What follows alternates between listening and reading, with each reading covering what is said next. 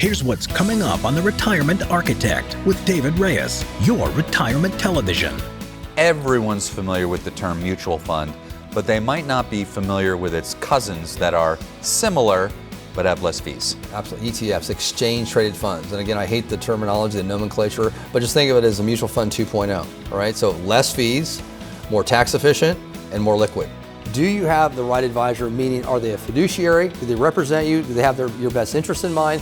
And are they a retirement income planning specialist? Right now is a time where people, want to own principal protected portfolios. We can't time that necessarily, but it's a good diversifier again, right? Let's take some of the bonds we had in before, maybe buy a guaranteed income annuity or some type of principal protected annuity.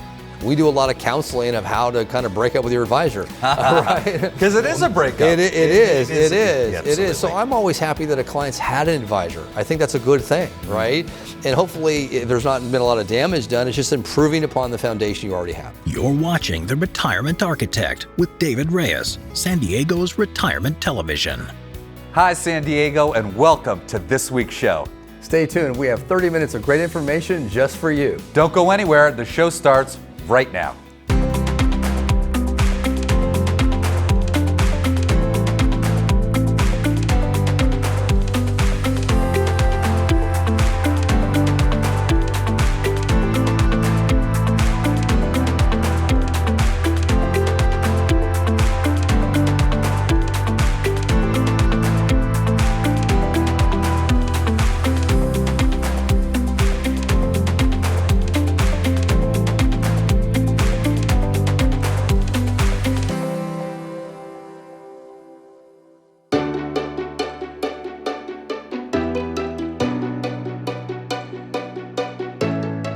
Hi, and welcome to this week's Ask the Architect, where you email your questions into us from all over San Diego and we answer them right here on the show. David, I have some great questions this week. I have some long questions this week.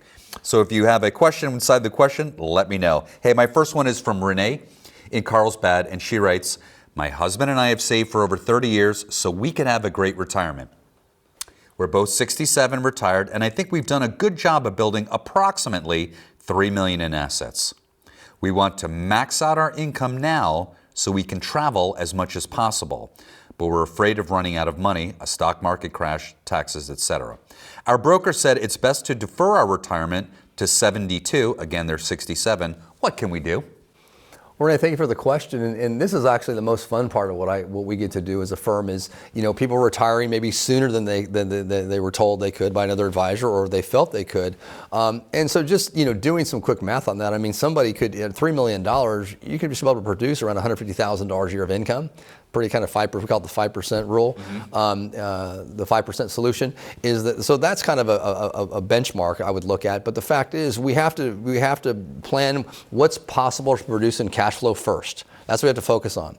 Then decide, okay, is that what can we have in income, and will we not run out of money? So it's really not.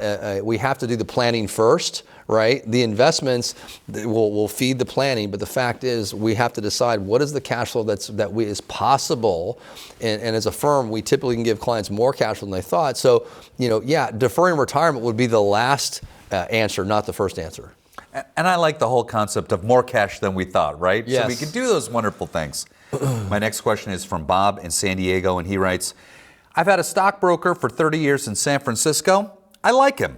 But how can I grade his performance? I've heard you guys talk many times about measuring my risk, calculating my fees, and having an income plan in writing. I don't have any of these. I know I shouldn't, but I feel kind of guilty for just thinking about changing advisors. David, what should I do?" Yeah, well, thank you for the question. And who knows if we're going to change advisors. We do with